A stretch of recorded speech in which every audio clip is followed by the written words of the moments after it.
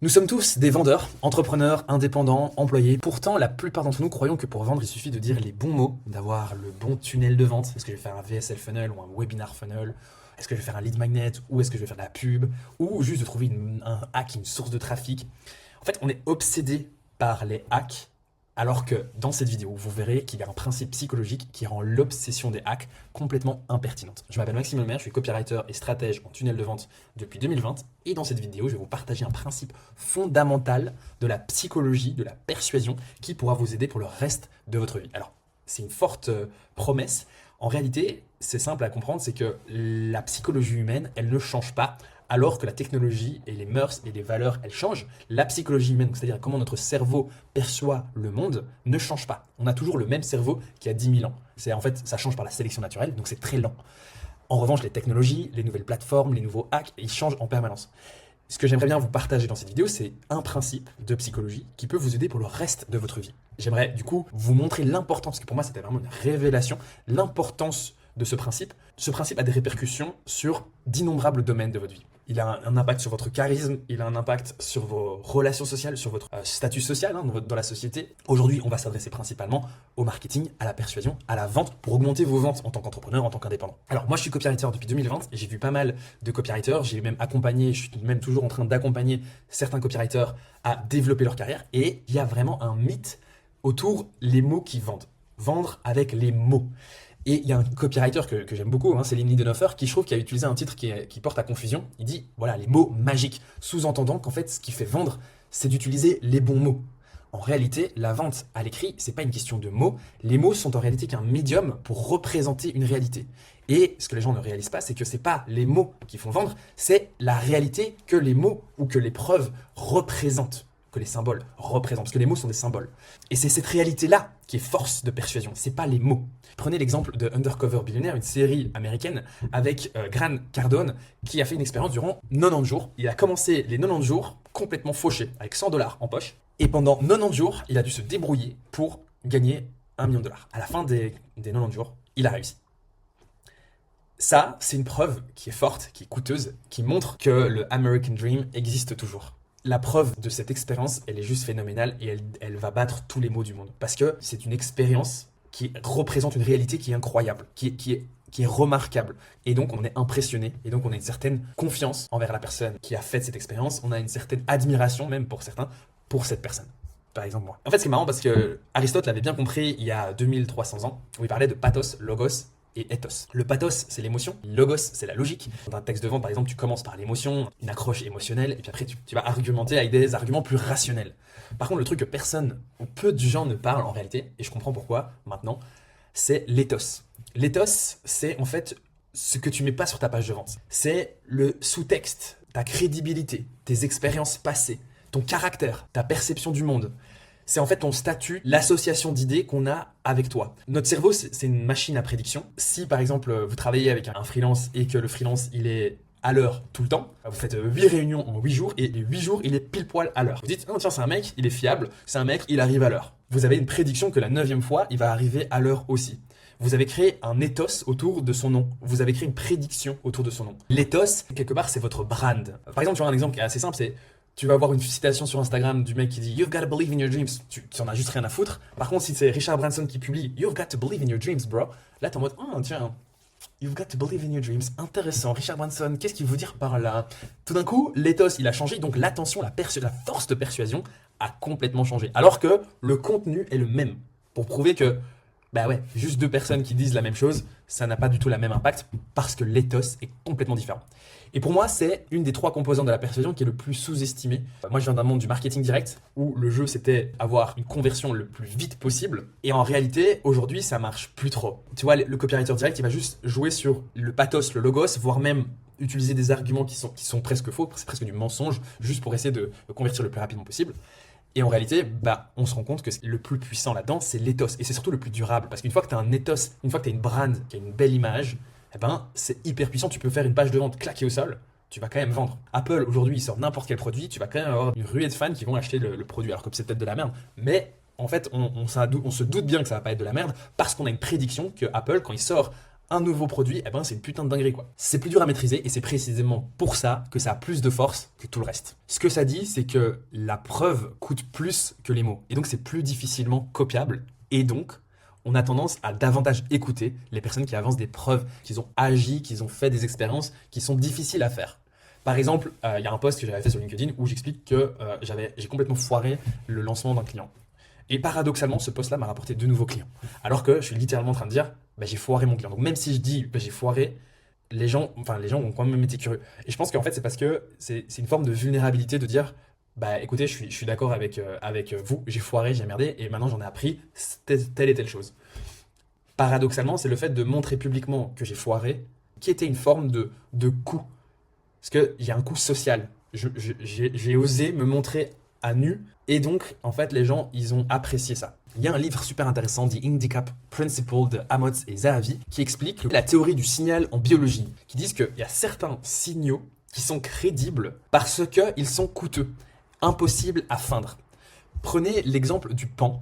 Il attire les femelles lorsque sa queue est grande et colorée. Alors qu'avoir une queue grande et colorée, biologiquement, c'est un putain d'handicap dans la nature parce que t'es beaucoup plus lourd, t'es plus lent et donc t'es beaucoup plus facilement attrapable par les prédateurs. Paradoxalement, c'est ce fait que ce soit un handicap qui démontre que les gènes de ce paon sont vraiment bons. Et donc, la femelle se dit, ce mâle-là, il a des bons gènes, donc c'est un bon partenaire sexuel. Le coût d'avoir une queue longue est précisément la raison pour laquelle c'est quelque chose qui démontre de ses gènes. Tu peux pas feindre d'avoir une longue et une grande queue. Comme c'est un handicap, comme ça t'handicape dans la vie, c'est la preuve précisément que c'est un signal qui est fiable. Un autre exemple, c'est la gazelle quand elle est dans la savane et qu'il y a un prédateur. Quand elle voit un prédateur, au lieu de s'encourir, les gazelles qui sont très rapides, au lieu de s'encourir, vont faire des énormes sauts. Alors les chercheurs se sont un peu posé la question, mais pourquoi est-ce qu'elles font des énormes sauts? Est-ce que c'est pour avertir leurs collègues? Ce qu'ils ont remarqué, c'est que même si elles étaient seules, en fait, elles le faisaient quand même. Donc c'était pas un signal pour communiquer avec ces autres. Ils ont remarqué que c'était en fait un signal pour les prédateurs. Pour montrer aux prédateurs que c'est une gazelle qui a énormément d'énergie, qui peut courir très vite, sinon elle ne serait pas capable de sauter aussi haut. Et donc, que le prédateur puisse voir que cette gazelle-là, elle n'est pas forcément la meilleure proie à aller chasser parce que le prédateur va courir comme un fou pour probablement que la gazelle aille plus vite que lui et donc il gaspille son énergie. C'est une communication gagnant-gagnant entre la proie et le prédateur. Le prédateur, il va économiser son énergie à ne pas la chasser et la gazelle, elle gagne aussi un gain d'énergie en montrant qu'en fait, ça sert à rien de me chasser, quoi. Et quand vous regardez aussi, quand on était à la cour de récré et qu'on jouait à touche-touche, tout de suite, quand il y avait le loup, ceux qui couraient le moins vite, c'était ceux qui allaient le plus vite possible, loin dans la cour de récréation, pour échapper au loup. Alors que ceux qui courent plus vite que le loup restent près du loup à narguer le loup en disant « Allez, viens m'attraper, viens m'attraper ». C'est exactement pareil. C'est un signal coûteux et c'est parce qu'il est coûteux qu'il est fiable. C'est important à comprendre, c'est parce que ça prend de l'énergie à la gazelle de sauter haut que le signal est fiable. C'est parce que la queue du paon est grande et a un handicap dans la survie du paon que c'est un signal fiable que le paon a de bonnes dispositions génétiques. Donc, le message ne serait pas crédible si le handicap n'était pas coûteux. Si toutes les gazelles peuvent feinter leur saut, les prédateurs finiraient par s'en rendre compte et le signal ne marcherait tout simplement plus. La persuasion ne marcherait tout simplement plus. Les humains ne communiquent pas par des mots, mais par des signaux. Tu peux dire « ça va ». Vous allez voir ici, par exemple, je dis « ça va super bien ». Vous allez voir qu'en fait, mon faciès, il n'est pas crédible. Inconsciemment, on est super doué pour reconnaître ces choses-là, on ne sait pas mettre des mots là-dessus facilement, mais on sait tout de suite voir qu'il y a un truc qui est louche. Parce que ce qu'on dit et notre langage non verbal ne sont pas en cohérence et donc ça crée une dissonance en mode non en fait t'es en train de mentir et donc c'est pas crédible, c'est pas fiable. 7% ce sont les mots, le contenu littéral, 38% c'est le paralangage, l'intonation, le rythme, le volume, les pauses et 55% c'est le langage corporel, les expressions faciales, les gestes, la posture, le regard. Ce que ça veut dire c'est que les mots comptent bien sûr mais la manière de les dire compte souvent davantage et le contexte, l'éthos compte davantage. Le non-verbal est difficile à contrôler consciemment, donc c'est perçu comme plus authentique et plus coûteux. Les mots sont évocateurs, bien entendu, ils traduisent des images, des sensations, des émotions, mais il y a clairement des limites dans les mots, parce qu'en fait, s'ils ne sont pas appuyés par des signaux, le non-verbal, le contexte et la preuve, ces mots sonnent faux. Dans un message de vente, si vous dites « je suis la meilleure formation sur les relations amoureuses », facile à dire, mais personne ne va te croire. C'est tellement facile à dire, facile à feindre, que D'où le fait que les mots seuls, sans signal coûteux, ne sont pas crédibles ou peu crédibles. Une façon de le prouver serait de dire, voilà, les preuves clients qui ont eu les résultats. Ici, voilà, il y a eu telle personne, il y a eu Amandine, il y a eu Marie, il y a eu Joséphine, il y a Jean-Charles, il y a Adrien, nanana, qui ont eu des résultats. Regardez, il y a la preuve. Trop bien. Ça, c'est un premier niveau de preuve, c'est cool. Deuxième niveau de preuve, pour aller encore plus loin, pour avoir vraiment la solidité statistique de votre preuve, c'est de faire des statistiques de tous vos anciens clients et de faire la comparaison entre le avant, après votre formation et voir combien d'argent, quels sont les résultats qu'ils ont obtenus en comparaison avec avant votre formation. Harvard, c'est ce qu'ils font. Au lieu de dire, regardez, il y a telle personne qui a créé telle boîte, nanana, c'est des statistiques qui sont pas significatives parce que vous montrez juste une preuve, vous montrez juste un élève parmi les centaines de milliers d'élèves qui sont passés par Harvard. En revanche, Harvard, ils ont fait des statistiques sur tous leurs élèves et ils ont fait plus ou moins la moyenne du revenu que les gens qui sont passés par Harvard ont gagné. Les signaux coûteux chez les humains. Le diplôme, c'est le signal coûteux, qui est finalement c'est juste un bout de papier, mais c'est le signal qui représente 5 ans à aller en cours, à étudier, 80 000 euros, 80 000 dollars l'année, se faire tester, réussir, être dans une des meilleures universités au monde et quand même réussir. C'est donc un signal qui évoque de la rigueur, de l'intelligence et un esprit critique. Prenez le trophée YouTube. YouTube, si vous vendez une formation sur YouTube, si vous avez le trophée YouTube sur votre page de vente, c'est un putain de signal qui montre que ouais, vous avez quand même passé probablement des mois, voire des années à créer du contenu, à tester, à vous filmer, à faire du montage, 6 à 10 à 15 heures par semaine, publication une fois, 2 fois, 3 fois par semaine, pendant des années. Ouais, c'est clair que c'est un signal qui est coûteux. Parce que ce signal, ce bête truc YouTube, il représente toute cette galère, toute cette énergie, tout cet effort. C'est une preuve qui est non falsifiable. Notre cerveau a déjà associé ce trophée égale 100 000 abonnés, temps et effort incroyable pour en arriver là. Donc, on a un certain respect envers les gens qui ont ce genre de symbole. Troisième type de symbole, c'est par exemple un de mes ex-clients, Nicolas Carme, qui avait ce trophée de ClickFunnels que tu reçois une fois que tu obtiens les 1 million de chiffre d'affaires à travers un tunnel de vente via ClickFunnels. Pareil que pour YouTube, ça représente un signal qui est coûteux. Personne ne peut l'avoir si tu n'as pas obtenu les 1 million de chiffre d'affaires. En boîte de nuit, par exemple, il y a un signal aussi qu'ils utilisent très souvent, c'est de faire des fils à l'entrée de la boîte de nuit pour montrer qu'en fait, c'est une boîte qui est trendy. Le signal de richesse, typiquement les montres Cartier, c'est des montres qui coûtent extrêmement cher, à 4 chiffres la montre, c'est pas pour le plaisir d'avoir l'heure sur son poignet, c'est clairement un achat statutaire. Ces signaux, ils marchent parce qu'ils sont coûteux et difficilement falsifiables, ce qui en fait des signaux fiables. On peut tricher. C'est possible de faire avec ChatGPT, c'est possible de louer une montre, c'est possible de faire une image de YouTube avec ton prénom sur ChatGPT, c'est possible. C'est toujours une option. Le problème avec ça, c'est que notre filtre à bullshit, il devient de plus en plus aiguisé.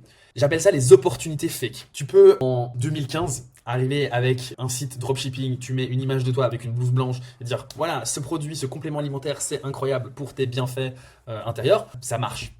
Mais aujourd'hui, ça marche plus. En 2025, ça marche plus.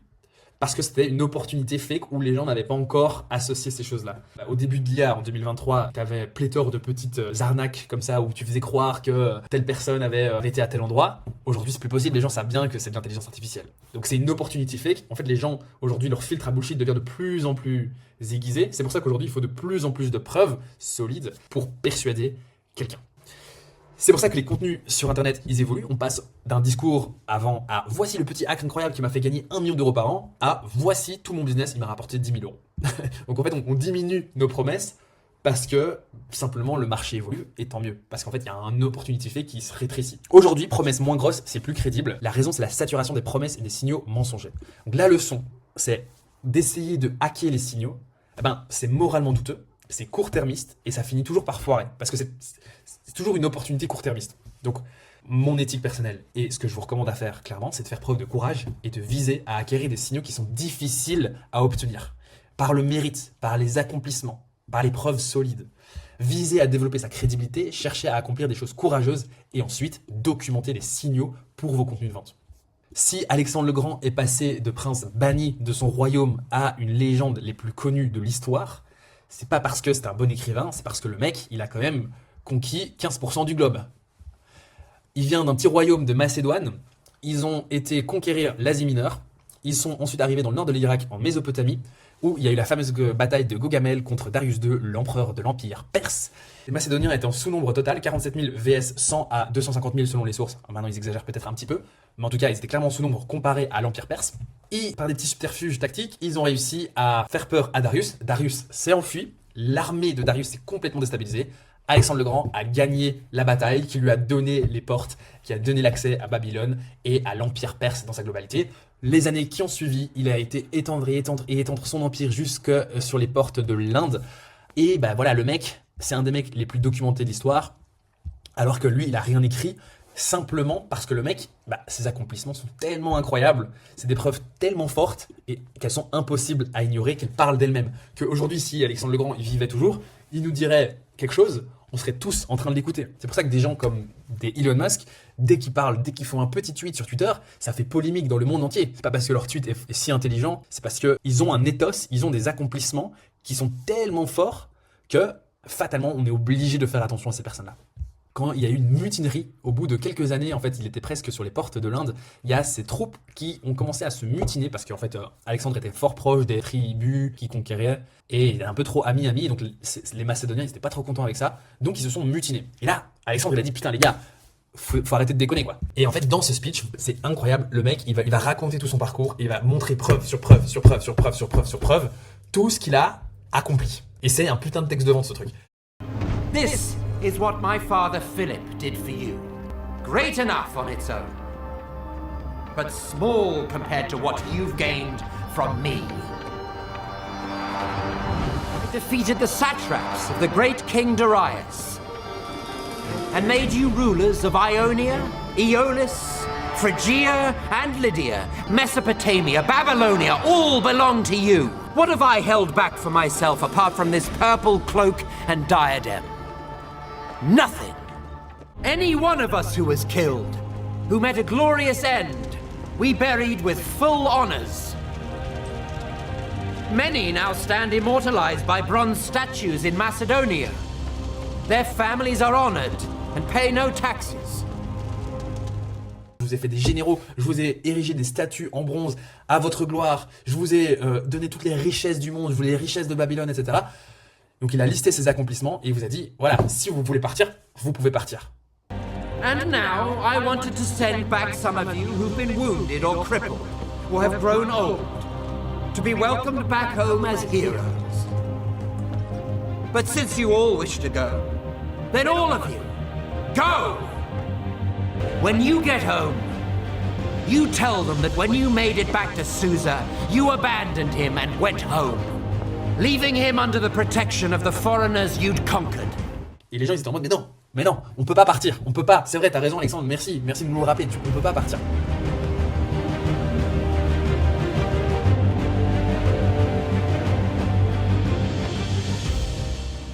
Parce que tout ce qu'il a fait pour eux est tellement incroyable que son texte de vente, c'est vraiment un texte de vente dans son discours, la force de son discours, il découle de la force de ses accomplissements.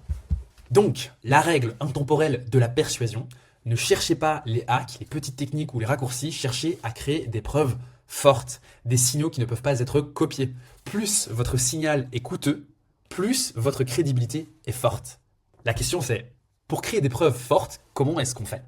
Eh bien, la règle, c'est de simplement entreprendre des actions courageuses. Facile à dire de mon côté, sur une vidéo YouTube tranquille dans mon petit bureau. C'est pas si simple à faire, bien entendu. Au lieu de vous demander comment paraître crédible, demandez-vous quels actes courageux pouvez-vous accomplir pour prouver votre valeur. Au lieu de faire de la veille concurrentielle pour voir si vos concurrents ne font pas des choses intéressantes pour un peu espionner vos concurrents, oubliez vos concurrents et obsessionnez sur votre produit pour créer un produit qui est remarquable. Un bon exemple de ça, c'est Poilane qui a une boulangerie à Paris qui décide de pas du tout faire du pain comme les autres avec des pains blancs. Il décide de faire du pain au levain et ça prend plus de temps, c'est plus cher, il faut des fours plus gros. Mais c'est du coup le fait que ce soit plus compliqué à faire et que ce soit du coup plus cher à vendre aussi, eh ben, c'est un signal d'authenticité parisienne. Donc les gens viennent du monde entier pour goûter ce pain Poilane. Au lieu de faire des posts LinkedIn sur des principes vus et revus que vous avez lus dans des livres ou quoi que ce soit, faites des vidéos, études de cas que personne n'a faites. Allez analyser des choses qui sont compliquées à analyser. Allez lire des articles scientifiques. Allez faire des expériences et relater ces expériences. Un autre exemple, c'est au lieu d'essayer de convaincre plus de prospects, à essayer de faire plus de messages de prospection, à essayer de faire plus de contenu un peu vide, bossez sur un projet ambitieux, créer une preuve solide qui parlera d'elle-même. Un exemple que j'ai vécu, c'est que je me suis lancé et 1 an après m'être lancé en tant que freelance en copywriting, j'ai décidé de faire une formation copywriting. Et en fait, je me suis dit, tiens, c'est cool parce que je fais une formation, donc j'apprends, en effet, ça m'a permis d'apprendre. Mais je suis pas très crédible. Je suis pas très crédible de faire une formation après 1 an. Donc, ce que j'ai décidé, c'est de revenir au freelancing, au copywriting. Et j'ai attendu, j'ai construit, j'ai bâti mes compétences pour avoir une étude de cas qui est vraiment solide. Où, par exemple, avec Elliot Meunier, on a pu passer de son business de plus ou moins 20 000 euros par mois à 80 000 euros par mois dans son business. Voilà. Donc, la leçon finale, ce que j'aimerais bien vous inviter à faire, c'est dans vos pages de vente, dans vos vidéos de vente, montrez ce que vous avez payé. Dites combien de temps vous avez passé à étudier ce sujet. Par exemple, j'ai passé 1000 heures à lire des livres sur le développement personnel pour arriver à la conclusion que. Dites combien vous avez dépensé pour avoir cette réalisation. J'ai dépensé 10 000 euros en formation pour arriver à la conclusion que. Dites ce que vous avez dû faire pour avoir une information. Exemple, j'ai été jusqu'aux États-Unis pour demander à un entrepreneur à la Silicon Valley comment faire X. Faire une offre skin in the game. Exemple, facturer un pourcentage de revenus que votre client génère avec vous. Parlez de votre histoire et des épreuves que vous avez dû surmonter pour y arriver. Russell Brunson, c'est un expert pour ça. Dès qu'il présente un nouveau produit, il va raconter une histoire personnelle incroyable. Illustrez chaque propos que vous avancez avec un exemple. Regardez les points d'avant. À chaque fois, j'illustre mon propos avec un exemple. Donc s'il y a une règle à retenir de cette vidéo, c'est que si vous voulez être plus persuasif, arrêtez de chercher à utiliser des meilleurs mots. Tentez de faire des expériences qui permettent d'avoir des résultats, des preuves, des accomplissements qui parlent d'eux-mêmes. Et vous pourrez ensuite documenter ces accomplissements dans vos contenus, dans vos textes de vente, dans vos calls de vente. Ça ne fera qu'augmenter votre ethos, votre persuasion. Alors, pour conclure cette vidéo, est-ce que vous voulez une preuve coûteuse de ma part? Pendant 3 mois, j'ai créé un défi de prospection pour freelance marketeurs, spécialement pour copywriters. Des dizaines d'élèves ont obtenu des clients grâce à la formation en disant les 21 jours. Ça, c'est un exemple de Fatou qui a signé une mission à 3300 € grâce à ce défi de prospection. Et si j'ai bossé si dur pendant 3 mois pour créer ce défi, eh ben, c'est pour vous créer un effet waouh. Certains élèves m'ont dit qu'ils auraient clairement pu payer 200 ou 300 € pour y avoir accès. D'ailleurs, certains l'ont fait, comme ici, quelqu'un qui a acheté le produit à 210 €. Sauf que le produit, il est gratuit. Donc, si vous voulez voir à quoi ressemble cette preuve coûteuse, je vous invite à cliquer sur le premier lien en description, le défi de prospection pour trouver un client copywriting à étiquette. Merci beaucoup de m'avoir écouté. À bientôt. Ciao.